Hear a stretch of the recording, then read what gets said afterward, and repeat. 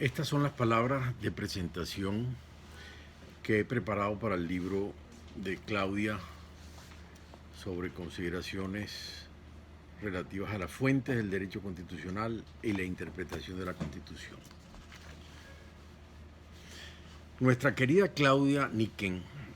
dilecta amiga, alumna y socia, e hija además de mi querido amigo y socio de tantos años, Pedro Niken, y de nuestra recordada alegría, ha escrito este excelente libro sobre las fuentes del derecho constitucional y la interpretación de la Constitución que hoy presentamos en la Academia. Y que todos los que nos ocupamos del derecho público tenemos que agradecerle. Además ha tenido la gentileza de dedicarlo a lo que llama sus maestros. Enumerando tres, leo: Alan Brewer Carías, mi maestro siempre; Claude Goyard, quien me enseñó que no sabía nada; y Pedro Niken, quien además es mi padre, mi socio y en tantas cosas mi cómplice. Bellísima y sentida dedicatoria que por supuesto se imaginarán ustedes cuánto me toca a mí en el alma. Y más aún sin poder estar allá hoy físicamente con ustedes. Les confieso que estando fuera del país forzosamente a más de 3.500 kilómetros de allí, en más de una ocasión me ha entrado la duda, como también la habrán tenido los romanos exiliados en su día, si con la lejanía personas como yo terminamos siendo solo un recuerdo lejano que a veces se olvida. Pero gestos como este de Claudia, redoblado con el requerimiento que me ha hecho de que presentara su libro en este acto, sin duda disuaden que nos sintamos perdidos en alguna lejanía. Al contrario, ahora es cuando tenemos que seguir estando. Y refuerzo ese sentimiento al haber releído el libro de Claudia, que hoy tengo el honor de presentar, y encontrar en él referencias a tantos temas que he tratado a lo largo de las últimas décadas. Sobre el tema central del libro referido a las fuentes del derecho constitucional y a la interpretación de la Constitución, tema que sin duda constituye la médula de la concepción del Estado constitucional, que está montado sobre el principio esencial de la supremacía de la Constitución, principio que aún siendo elemental no hay que olvidar en estos tiempos recientes, y que en nombre de un supuesto y falso nuevo constitucionalismo se lo ha querido ignorar. El libro además se refiere a otro tema aún más importante, que es sobre el significado de dicha supremacía para que la Constitución y su vigencia como fuente primaria del derecho constitucional se preserven, y de sus principios fundamentales, tanto orgánicos como dogmáticos, y entre ellos el de la separación de poderes y el de la garantía de los derechos humanos. Y por supuesto, y no podría ser de otra forma, al explicarnos el concepto de Constitución y sus definiciones, Claudia, con razón, recurrentemente acude a Hans Kelsen, quien definió la Constitución como la regla de creación de las normas jurídicas esenciales del Estado y la determinación de los órganos y del procedimiento de legislación, y por supuesto de la limitación del ejercicio del poder. Todo en su teoría siempre válida de la formación del derecho por grado, en un proceso en el cual la Constitución, como lo dice Charles Eisenman, citado también por Claudia, gozan de una suerte de supremacía sobre las otras normas, las normas llamadas de fondo, pues formulan la ley de creación. Y precisamente por esa supremacía, cualquier modificación o cambio o sustitución ilegítima de las mismas, dijo Kelsen, como también lo recuerda Claudia, que no se ha operado de conformidad con las disposiciones de la Constitución en vigor, es una revolución. O mejor, como lo ha dicho el fiscal Zaragoza hace poco en la acusación formulada a los responsables del proceso en Cataluña, también citando a Kelsen, es un golpe de Estado. Todas esas referencias que Claudia hace en su obra, tanto a Kelsen como a Eisenman, en un trabajo que sin duda tiene su origen remoto en sus investigaciones realizadas en la Facultad de Derecho de la Universidad de París, en la Place du Panthéon. Por supuesto me trajeron a la mente recuerdos de las clases que recibí en 1962, hace ya 57 años, precisamente en la misma Facultad de Derecho, de Charles Eisenman, extraordinario profesor y polemista, quien, en mis recuerdos, quedó siempre como uno de los mejores profesores que tuve durante mis estudios de Derecho. Estos recuerdos además generan aquí una cadena casual, pero sin duda vital, entre Viena, París y Caracas, que tengo que mencionar. Y es el hecho de que Kelsen fue profesor de Eisenman en Viena, al tiempo de la redacción de su tesis sobre el Tribunal Constitucional Austríaco. Eisenman fue profesor mío en París, en mis cursos de posgrado en el tercer ciclo, y yo fui profesor de Claudia en Caracas, en la Universidad Central. Algo sin duda ha debido correr en esa cadena. Otro recuerdo que me viene del curso de Eisenman en París fue cuando se extrañó de encontrar en el auditorio grande de la planta baja de la facultad, donde Claudia sin duda también estuvo y recibió clases, encontrarse allí con un alumno que había leído a Kelsen. Me refiero en el año 1962, cuando todavía Kelsen era casi completamente desconocido en Francia. Eisenman, en cambio, sí lo conocía bien, porque hablaba alemán, conocía su obra, había hecho una tesis sobre el Tribunal Constitucional Austríaco, a pesar de que la obra de Kelsen no había sido traducida aún al francés. Solo en francés había una referencia de Kelsen a su muy conocido estudio sobre la garantía constitucional de la Constitución, la justicia constitucional, que fue la ponencia que presentó un coloquio del Instituto Internacional de Derecho Público, celebrado en la misma Facultad de París, en la Place du Panthéon, y que ocurrió el 20 de octubre de 1928, sin duda invitado bajo la iniciativa de Eisenman. Leyendo la minuta de la sesión de aquel coloquio del año 28, realmente asombra leer la lista de participantes en el debate y la riqueza de aquella facultad. Todos nombres bien conocidos, al menos por mi generación, pues por sus libros estudiamos Derecho Público. En aquella sesión donde Kelsen presentó su trabajo en París, estuvieron Jess, Álvarez Guendín, Barthélemy, Bonnard, Duguy, Tues, Fleiner, Laferrière, Mestre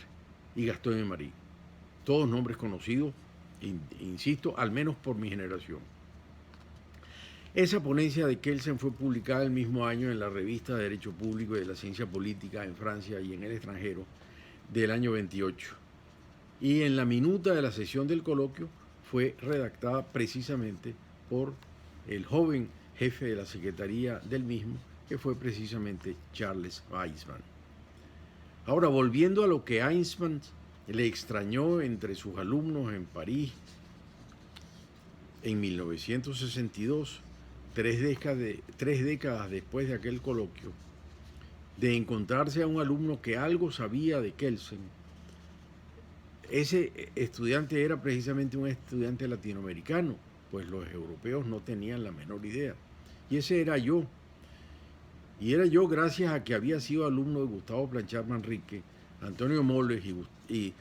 Covet y Gonzalo Pérez Luciani, quienes nos llevaron a leer directamente por la teoría pura del derecho de Kelsen,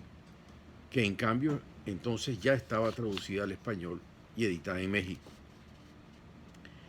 Esta es una muestra más, como siempre lo he dicho y pensado, de la excelencia que siempre tuvo la Universidad Venezolana,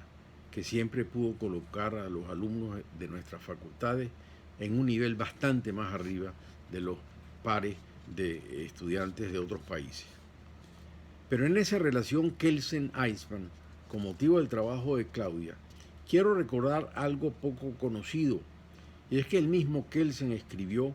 una nota de presentación de la tesis de grado de Eisenman sobre el sistema de justicia constitucional austríaco,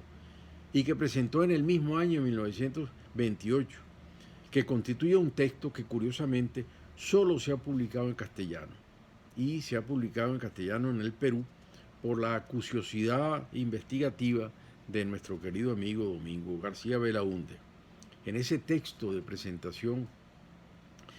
de Kelsen sobre la tesis y la obra de Eichmann, sin hacer referencia realmente al contenido de la tesis, escribió lo siguiente sobre ese estudio de Eichmann, y leo: Charles Eichmann me parece ha desplegado toda su capacidad desde el principio de su tarea y debe sentirse muy satisfecho con lo logrado. No es para un debutante una empresa común el desdeñar la gran ruta regia de las doctrinas tradicionales y buscar abrirse una nueva vía a través de la selva de problemas, y precisamente en el punto donde ella es más tupida. Pero la inquietud que habría podido concebir un amigo más experimentado se disipa al reconocer que la audacia de la juventud está aquí protegida por el seguro instinto de un jurista nato y la conciencia, alta conciencia que se nutre de un profundo amor a la verdad. Esto que acabo de leer, querida Claudia y queridos amigos, letra a letra, es lo que yo diría de tu libro, solo cambiando el nombre Eichmann por el de Claudia Nicken, particularmente cuando recorremos el libro y nos encontramos con que, pasadas las doctrinas tradicionales, nos lleva tanto a la médula de los nuevos problemas y conceptos del derecho constitucional, a los cuales se ha enfrentado con toda seguridad y conocimiento, como jurista nata y con profundo amor de la verdad que es, particularmente cuando se ha enfrentado a la selva tupida, que por lo demás es tropical, porque nos concierne, del debate de la realidad que resulta de la confrontación entre tantos principios y teorías y la realidad de un país como el nuestro, en el cual desde el 19 de enero de 1999, como Claudia lo afirma con razón, nos encontramos en una situación de completa anormalidad constitucional. En esa fecha, en efecto, la Sala Político-Administrativa de la antigua Corte Suprema de Justicia permitió, en definitiva, con una sentencia completamente ambigua, la convocatoria de una Asamblea Nacional Constituyente, cometiendo con ello, como dice la doctora Nicken en su libro, y con lo que he estado siempre de acuerdo, el mayor fraude a la Constitución, al haber permitido que se instituyese un nuevo órgano de revisión mediante una interpretación que modificó el procedimiento de revisión constitucional. Sí, desde entonces hemos estado en una situación de anormalidad constitucional, que Claudia define, siguiendo también a Eichmann,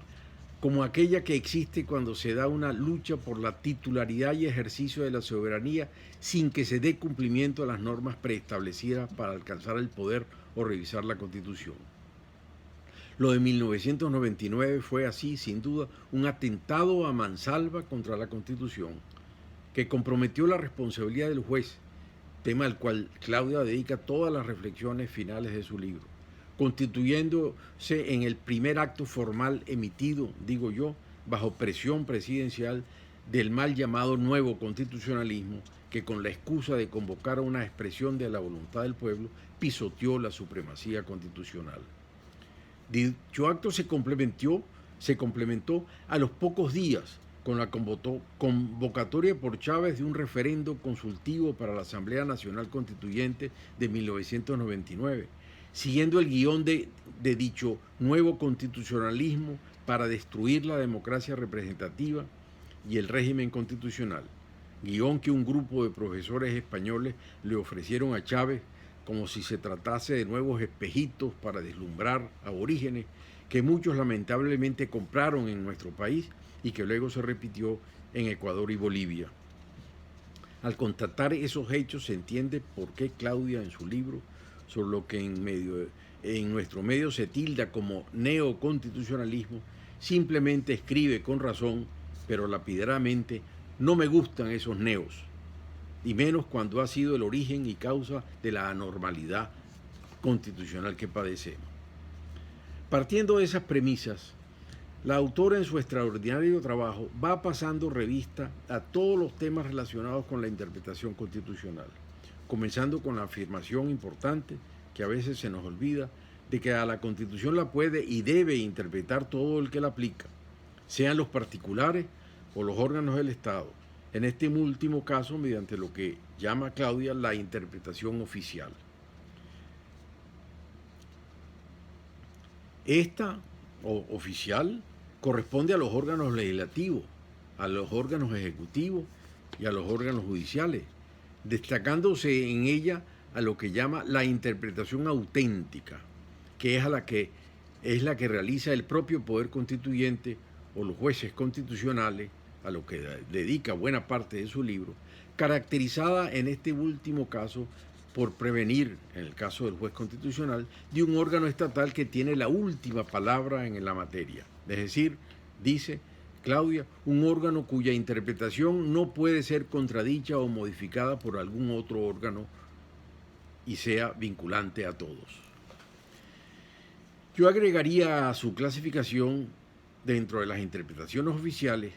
como se lo comenté a la autora la primera vez que leí el libro, lo que podría calificarse como interpretación primaria de la Constitución, que es la que corresponde a los órganos llamados a ejecutarla de forma inmediata y directamente, como es la Asamblea Nacional cuando legisla o el Ejecutivo cuando dicta actos de gobierno. Y esto último tiene interés contemporáneo, pues si bien la Asamblea Nacional, cuando sanciona una ley, es el órgano de interpretación primaria de la Constitución,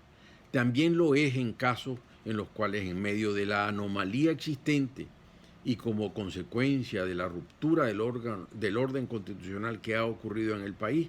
ha tenido que establecer los mecanismos para restablecer la plena vigencia de la Constitución frente a la usurpación de un régimen ilegítimo, como lo ha hecho precisamente desde enero de 2019, mediante la definición del Estatuto de Transición hacia la Democracia. En todo caso, y por lo que se refiere a la interpretación auténtica de la Constitución, es decir, la que corresponde a la Sala Constitucional del Tribunal Supremo como jurisdicción constitucional, hay varios aspectos estudiados por Claudia en su libro que bien vale la pena destacar. Uno de ellos es el tema de la supraconstitucionalidad, en dos aspectos. Uno que es incompatible con la supremacía constitucional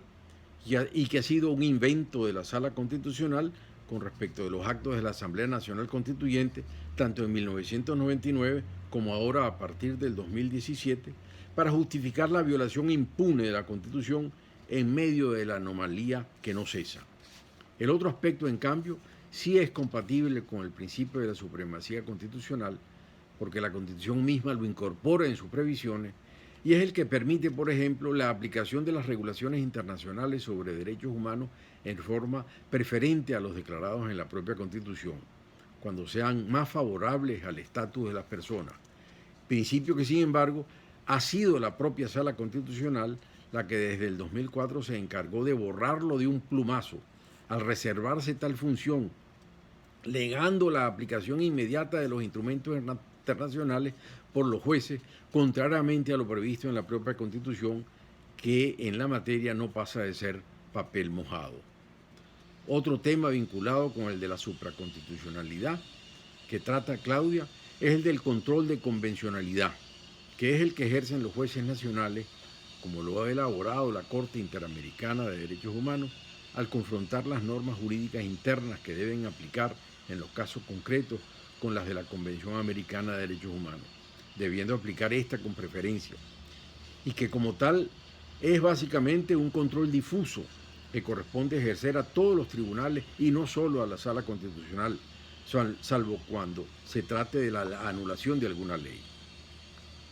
El principio, sin embargo, también en medio de la anomalía constitucional que nos afecta, hace solo unos días, el 6 de junio pasado, ha sido eliminado de un plumazo mediante sentencia dictada por la Sala de Casación Civil, en la cual se condenó a una empresa periodística, el portal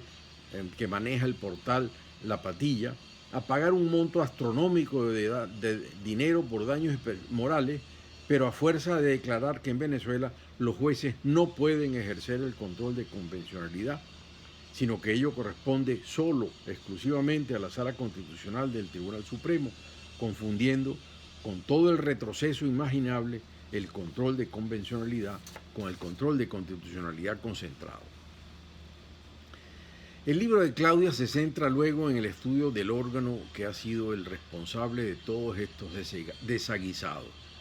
y por tanto de la permanencia de la anormalidad constitucional que existe en el país desde hace 20 años, que es la Sala Constitucional del Tribunal Supremo, la cual, al carecer de autonomía e independencia, mediante supuestas interpretaciones constitucionales, se ha convertido precisamente en el responsable directo de la mutación ilegítima de la Constitución, hasta incluso cambiar principios pétreos como el de la alternabilidad republicana. Todo ello ha terminado conformando, como lo califica Claudia, un impresionante catálogo muy nutrido de sentencias que conforman, dice, un muestrario infinito de fraudes a la Constitución de tal grado de intencionalidad que difícilmente puede hablarse de error manifiesto de apreciación. Por ello, Claudia constata con razón que se han escrito tomos, a los cuales yo he contribuido sin duda, acerca de las reiteradas decisiones de la Sala Constitucional que han dado al traste con la letra y con el espíritu de la Constitución que está llamada a proteger. Muchas de las cuales han sido resultado de una justicia constitucional a la carta,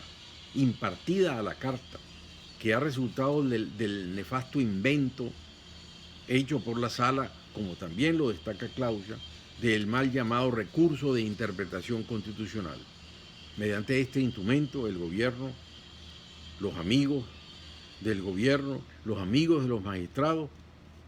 como supuestos recurrentes, se han encargado en uno y muchos casos de pedir lo que les apetece en la materia, recibiendo siempre lo pedido, en general, previamente acordado.